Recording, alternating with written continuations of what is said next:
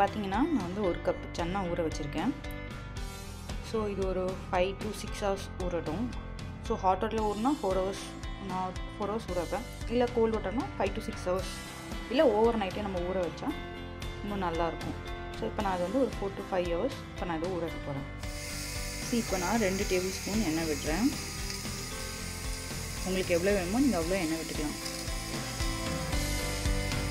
இப்போ பார்த்தீங்கன்னா இதில் நான் 2 டேபிள் ஸ்பூன் ஜிஞ்சர் பேஸ்ட் போடுறேன். கார்லிக் கிடையாது, வெறும் ஜிஞ்சர். அப்புறம் பெரிய பச்சை மிளகா இருந்த ஒன்று, சின்னதாக இருக்கனால நான் 2 பச்சை மிளகா போட்டுக்கிறேன். கூட இப்போ இதோட மஞ்சள் பொடியும் கொஞ்சம் போட்டுக்கிறேன். இப்போது ஒரு நிமிஷம் இதை நல்லா நம்ம சாட் பண்ணிடுவோம்.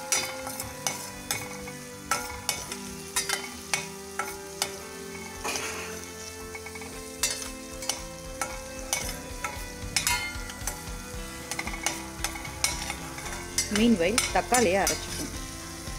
2 இல்லைன்னா ஒரு 3 தக்காளி, பெரிய தக்காளி எடுத்துக்கிட்டேன். மீடியம் சைஸாக இருந்தால் 4 தக்காளி எடுத்துக்கோங்க. இப்போ பார்த்தீங்கன்னா இஞ்சி பச்சை மிளகாவோடு சேர்த்து இப்போ நான் அரைச்சி வச்ச தக்காளியும் சேர்த்துக்கிட்டேன். இப்போது தக்காளி நல்லா பச்சை வாசனை போகிற வரைக்கும் கொஞ்சம் நம்ம நல்லா இது தக்காளியே வேக விடுங்க. இப்போ அதுக்கு ஆல்ரெடி பச்சை மிளகா 2 சேர்த்ததுனால இப்போது 1/2 ஸ்பூன் ரெட் சில்லி பவுடரை சேர்த்துருக்கேன். இப்போ பார்த்தீங்கன்னா இதோட சேர்த்து கொஞ்சம் உப்பையும் சேர்த்துக்கிறேன். கல் உப்பு கொஞ்சம் போட்டுக்கிறேன். ஒரு 1/2 ஸ்பூன் கல் உப்பு போட்டுக்கிறேன். இப்போ இதோட கொஞ்சம் கரம் மசாலாவையும் நான் சேர்த்துக்கிறேன். 1 ஸ்பூன் கரம் மசாலா போதும். இப்போது இதை கொஞ்சம் நல்லா கலரி விட்டுருவோம். இப்போ எல்லாம் ஒன்று போல் வேகிறதுக்கு.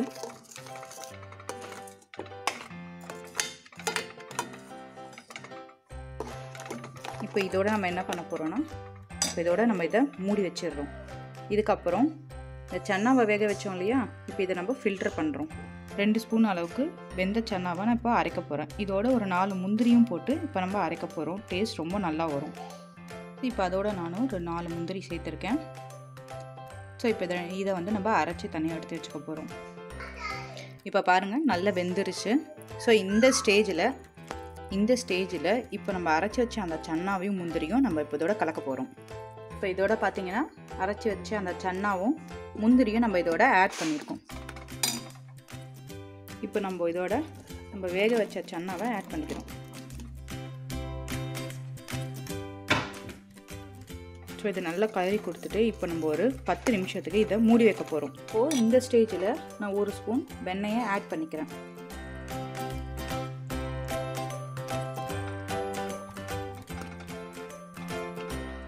ஒரு 2 நிமிஷம் இதை அப்படியே நல்லா குக் ஆகட்டும்.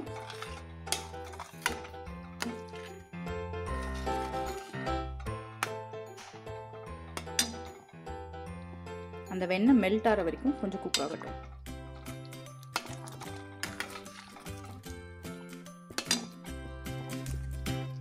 இப்போ இதோட கொஞ்சம் கொரியாண்டர் லீஃப் நம்ம ஆட் பண்ணிக்கிறோம். இப்போ நம்ம சன்னா மசாலா ரெடி. ஸோ நம்ம இப்போ இதை வந்து பவுலில் மாற்றிக்கலாம்.